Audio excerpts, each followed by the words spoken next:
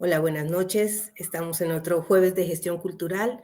Nosotros somos Astrolabio, somos una colectiva interdisciplinaria en gestión cultural que desde 2022 estamos juntos para acompañarnos, compartir experiencias y construir conocimiento. Hoy tenemos el gusto de estar con Winston Licona Calpe. Winston, ¿cómo estás? Qué gusto. Muy buenas noches, un saludo especial desde Manizales, Colombia. La linda y la bella Manizales. Les Bella cuento Manizales. brevemente, les cuento sobre Winston. Él es PhD en la Escuela Superior de Economía de Praga, en la República Checa, y es licenciado en Economía. Conferencista en Gestión Cultural y Economía de la Cultura, es profesor asociado de la Universidad Nacional de Colombia, sede Manizales, como nos acaba de decir, y director del Centro de Pensamiento en Cultura, Territorio y Gestión. Bienvenido, Winston. Cuéntanos Gracias.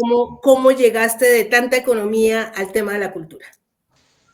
Oye, me hace estremecer los músculos del alma, porque me recuerda enseguida a la época de bachillerato, de los famosos centros literarios de los colegios. Yo diría que ahí empezó mi activismo cultural, porque me disfrazaba de payaso o de ñero para hacer unos performances en esa época con colegas de mi clase, exactamente de tercero o cuarto de bachillerato. Después, más adelante, pues ya al ingreso de la universidad me volví un activista político y organizaba centros, las famosas peñas literarias como una actitud de político-cultural, de promoción en esa época, pues de los pensamientos que se tenían sobre la cultura y sobre la actitud política para nuestro país. Más adelante, pues ya me fundamos el Cineclub Escena, que ese sí fue como parte de mi karma de existencia, y el cual dirigí 10 años en la Universidad Pedagógica y Tecnológica de Colombia, de Tunja.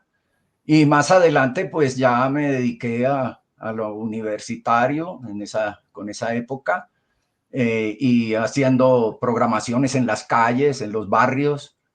Y finalmente, pues dije, la universidad creó la Escuela de Pensamiento Universitario y dije, uy, un terreno propicio para crear un centro de pensamiento en cultura, territorio y gestión, que lo creamos en el 2020.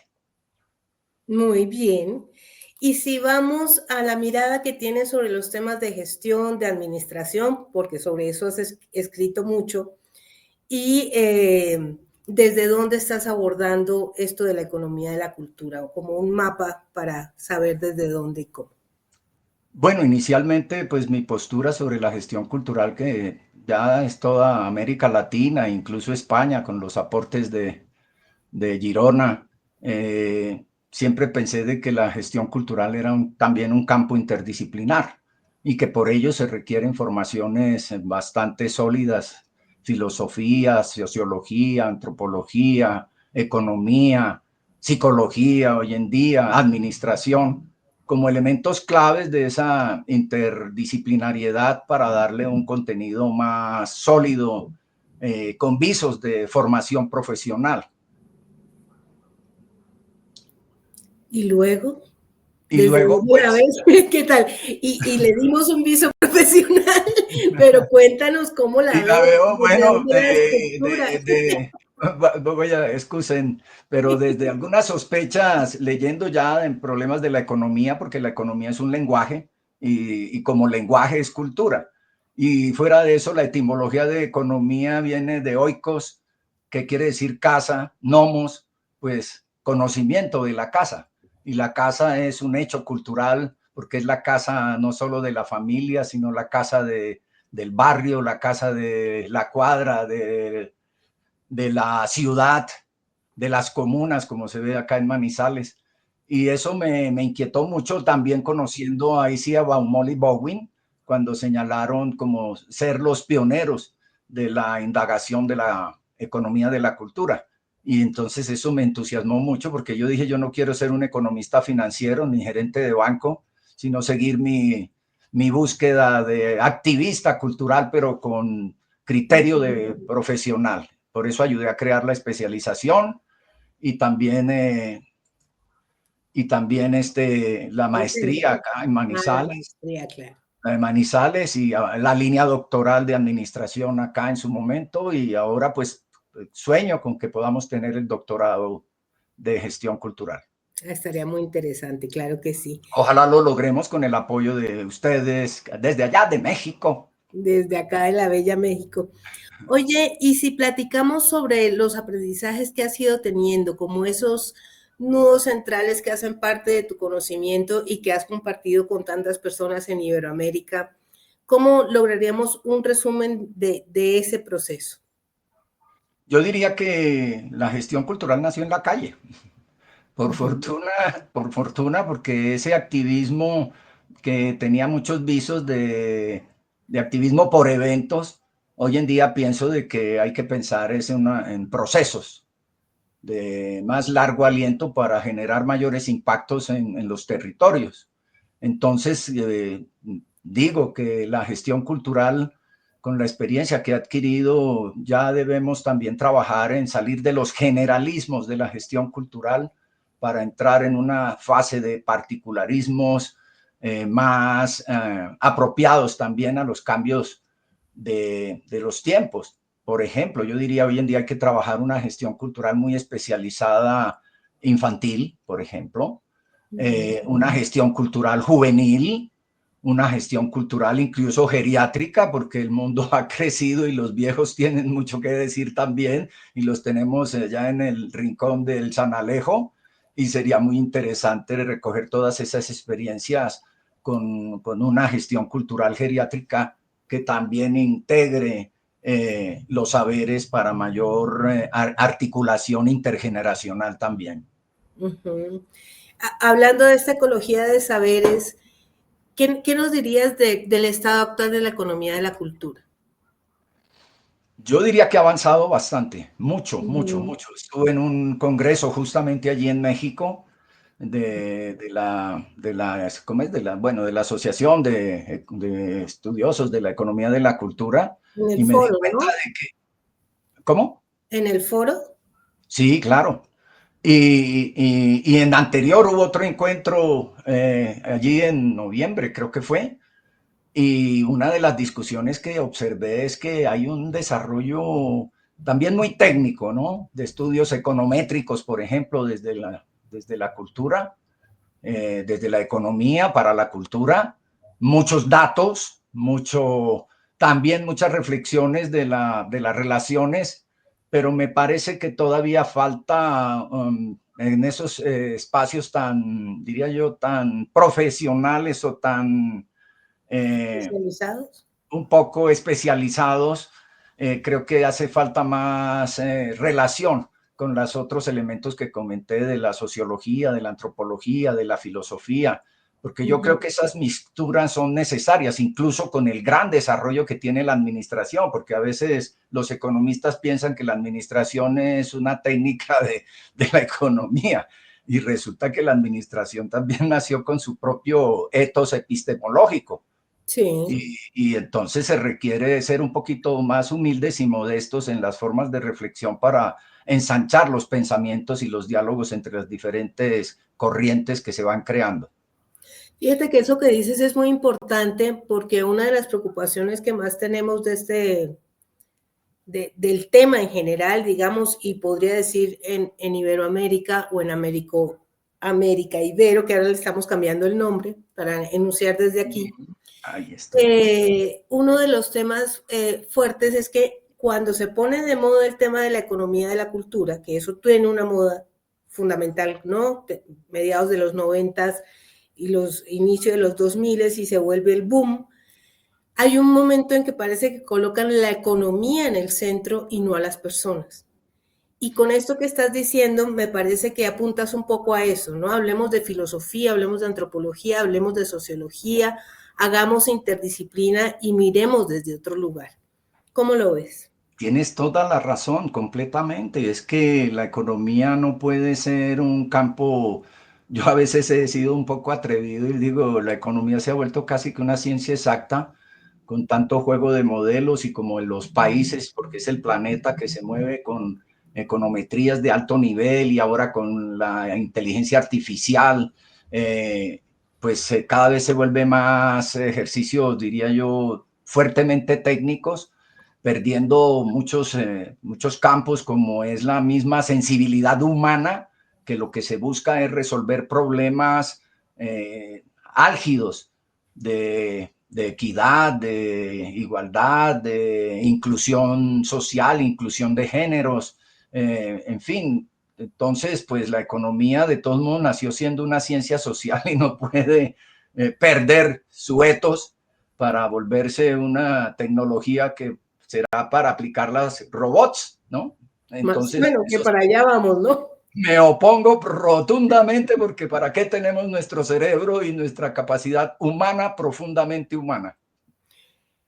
Claro que sí, pero hay, los que manejan el mundo están buscando justamente otra cosa, ¡Uy, ¿no? qué susto! Sí, da mucho miedo, ¿no? Aquí en México hay mucha presión Los eh, miedos, los miedos. y la extrema está siguiendo el manual, como se dice, el manual de las revoluciones de colores. Demasiado fuerte. Pero todavía hay corrientes de No, y resistencia. además es muy loco porque aquí el 70% aprueba a la presidenta. 70% en encuestas, incluso de la oposición. Qué maravilla, me cae muy bien esa señora. Sí, sí, entonces por ahí no va. Es más propaganda lo que viste que lo que pasó. De hecho, la ciudad Qué está desocupada porque es puente. Y para bueno. quienes no sepan de qué estamos hablando, hubo una marcha violenta con grupos de choque en el Zócalo capitalino en contra de la presidenta y han circulado imágenes por todos lados y aprovechamos para decir, no crean todo lo que ven, la mayoría es propaganda de la extrema derecha. Bueno, y si seguimos con nuestros temas de gestión cultural y nos vamos, yo quiero hacer dos preguntas, ¿no? Pero una tiene que ver con el centro, con el de cultura, territorio y gestión. Ya. ¿Qué líneas tienen? ¿Hacia dónde se están moviendo? Porque no tenía conocimiento del centro hasta que hablamos para concertar nuestra entrevista y pues me da curiosidad saber qué están haciendo, qué pasa en la Universidad Nacional de Manizales. Bueno, Bueno, de Manizales. iniciamos justamente con la línea que yo creé en su momento cuando llegué a Manizales, de economía de la cultura y gestión cultural. Y hemos adherido a algunas de estudios de territorio, ¿no? De patrimonio, ¿qué más? De política pública, porque pienso de que cualquier investigación que se haga en estos momentos desde las universidades han de apuntar a gestión, diseños, métodos, modelos y fundamentos de política pública, porque la universidad no puede ser océano aparte de conocimiento si no es capaz de integrar para solucionar problemas, y creo que un campo que articula, porque política pública es una articulación de actores, gobierno, privados y comunidades de todos los tipos para lograr, si se quiere, aportar hacia un mundo más bonito, más posible, ¿no? Más posible.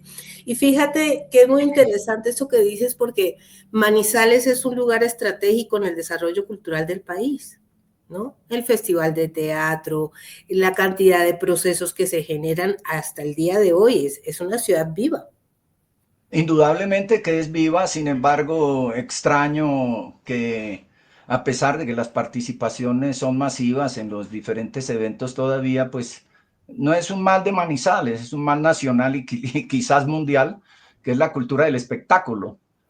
Y Uh -huh. entonces son las asistencias a los eventos, pero los circuitos ya de mayor apropiación de lo que decía, de ese conocimiento, pues está todavía en mora de seguir, de ser más desarrollado. Por ejemplo, con los colegios, por ejemplo, con los, como dicen allí, con los chavos de bachillerato, por ejemplo, con las diversas carreras, así sean ingenierías, medicina o lo que sea, de todos modos tiene un espacio o una posibilidad de sugerir formas de mejoramiento, gestión cultural de la salud, gestión cultural de los niños, gestión cultural de los chavos, de los jóvenes, en fin. Entonces sí creo que las perspectivas son cada vez, pienso, más amplias y que se requieren más equipos y más formación todavía de ejércitos de gestión cultural. Nunca se necesitó tanta gestión cultural como ahora, esa es mi premisa. ¿Qué te iba a Correcto. decir yo? Y si vamos a sugerencias, este canal y este proceso está hecho fundamentalmente para todos los que están estudiando y para tener procesos donde conocernos, un espacio donde conocernos desde donde venimos y desde donde pensamos, porque nos vemos a veces en los eventos internacionales, pero eso no significa que podamos tener como una exploración. Entonces, ¿qué le sugerirías a alguien que está empezando, a alguien que ya está trabajando, ¿no? Más allá de esto que me parece bastante claro de tu parte, que es interdisciplina y no perdernos de lo humano, ¿no? Perfecto. No, yo diría que lo elemental es pasión, mucha pasión, sensibilidad. Claro, la sensibilidad pues las tenemos a veces ocultas unos, otros las tienen más a flor de piel, pero lo que sí se requiere es gran pasión por construir mundos mejores, espacios mejores, recreaciones mejores, disfrutes del ocio, aprender a diferenciar placer de ocio, perdón, ¿cómo es? Uso del tiempo libre mejor por el ocio y por los placeres, y sobre todo un acompañamiento de rigor. Yo creo que cualquier formación que transita de saberes de la calle que decía a ejercicios ya más teórico-prácticos requieren un rigor conceptual, metodológico e instrumental. Entonces yo diría que debemos avanzar en contribuir a la generación de esos procesos y una diseminación de la gestión cultural en todo el aparato educativo y en otros donde sea posible, ¿no?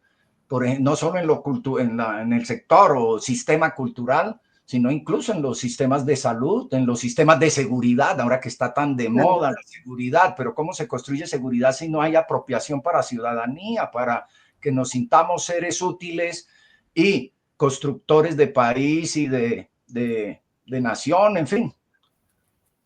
Constructores de país y de nación. En ese espectro de la participación, digamos, de una participación efectiva, de alguna manera la política pública no alcanza a hacerlo. En parte por lo que dices, la numeralia, el espectáculo, ¿no? Por otra parte, pues el adelgazamiento del Estado, que lleva desde los años 80 hasta nuestros días, y por otro lado, por una visión como distorsionada de lo que puede hacer la cultura. Y en esto me gustaría profundizar un poco contigo, porque fíjate que hoy en un periódico, un periodista cultural, dice que para qué llevar proyectos culturales a las zonas donde hay guerra, que eso es un placebo y es una forma de hacer propaganda y que no sirve para nada.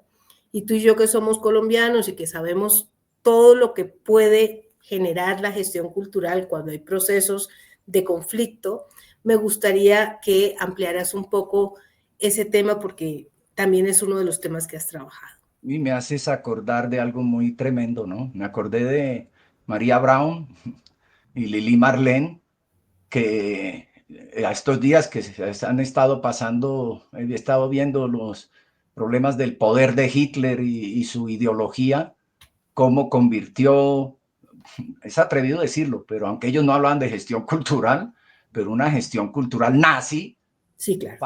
para buscar perpetuarse en el poder y con un sentimiento de aniquilación del otro, en este caso de los judíos, de los polacos, de los comunistas. Y entonces lo que digo es que la gestión cultural pues también pudo haber servido para esa recreación de los ejércitos de la muerte, porque los llevaban a todos los campos de concentración y a todas las áreas de combate de la Segunda Guerra Mundial. Y por lo tanto, pues hoy tenemos es que, sí, repasar la historia, y en Colombia que ha habido tanto conflicto, yo me acuerdo que muchos colectivos iban a las zonas de guerrilla a impartir, a mover activismo de expresiones culturales de los guerrilleros, incluso en zonas bastante no santas de paramilitarismo en Colombia, donde incluso a mí una vez me invitaron a dictar unas conferencias en unos escenarios bastante pesados, pero lo que se trataba era también discutir con opositores el sentido de lo humano, profundamente humano, y no el ejercicio de la destrucción del otro por simples ideologías o por simples caprichos monetarios o por intenciones de poder, ¿no? Entonces yo sí creo que el papel de la gestión cultural pues es múltiple y que hay que contribuir a enrumbarlo. Yo hoy en día veo que los procesos de profesionalización son claves, pero también la sensibilización, como dije, en todo el aparato educativo y donde quiera que se va, en juntas de acción comunal, he ido a dictar conferencias en juntas de acción comunal y en comunidades rurales, que a veces olvidamos mucho el campo, y veo que sí hay receptividad. Ahora justamente con el Centro de Pensamiento en Cultura, Territorio y Gestión, estuvimos haciendo mucho trabajo rural en diferentes municipios de Colombia y me doy cuenta de que sí hay receptividad porque la sensibilidad... ¿A quién no le gusta cantar bajo la ducha? y la gente, ¿a quién no le gusta que los niños jueguen y aprendan a cantar y hacer cositas, y marioneticas y muñequitos? Y todo eso es parte de ese despertar de la sensibilidad, ¿no? Y de la capacidad creativa, que ese es otro elemento sustancial que duerme en las comunidades y en todos los países. Entonces, el nivel de la creatividad es la base fundamental para la cadena de valor de la gestión cultural o de la economía de la cultura. Creación, producción, distribución, circulación, consumos e inversión. Porque tú acabas de decir que el Estado poco participa o es restringido y su dinero no llega muchas veces a tanto, así tenga buenas intenciones, y hay que llamar la atención a los privados. Sí. Creo que hay que llamar la atención a los privados a nivel mundial, ¿no? Porque la cultura del espectáculo, pues, es una de las grandes rentas en el mundo, eso está ya demostrado, el entertainment, por ejemplo, de Estados Unidos o las industrias culturales europeas, pero América Latina nos falta mucho empuje en todos esos campos de industrias culturales, de entertainment incluso, porque a veces una falsa copia de lo que nos logran tener quienes subordinan los mercados. Por eso entonces sí hay que trabajar duro y que los privados entiendan de que tienen una responsabilidad en la construcción de ciudadanos y de buenas personas en los territorios, ¿no? Porque he observado que en Colombia la participación privada en el fondo es muy escasa para el apoyo real a los procesos culturales. Son como autónomos e independientes con el espectáculo. Sí, claro, y además hace parte del poder blando de Estados Unidos y de Occidente. Es decir, no tenemos esas industrias culturales nomás por divertirnos, están allí para domesticarnos. Su misión, claro, hay que adoctrinar, hay que no adormecer, pero sí tener bajo control los anhelos creativos de las comunidades. Muy bien, querido Winston, solamente preguntarte en esta situación global tan compleja en la que estamos. Ya sé que no tienes una bola de cristal, pero ¿cómo ves hacia adelante las dinámicas de la economía de la cultura en una guerra mundial? Hay quienes dicen que la guerra empezó mundial, no nuclear, por ahora, pero que la guerra empezó realmente con las Torres Gemelas en Nueva York y que desde entonces hay una guerra de baja o alta intensidad, con Ucrania se aumenta y ahora estamos en un problema muchísimo más grande. ¿Cómo ves? ¿Qué crees que va a ir pasando con estas dinámicas de la economía de la cultura en nuestros países, de México para abajo?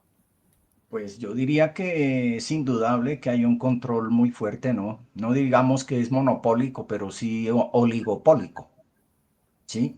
Y hay unas disputas de poder porque son fuerzas encontradas, ¿no? Las relaciones con Rusia, las relaciones con los chinos, por ejemplo.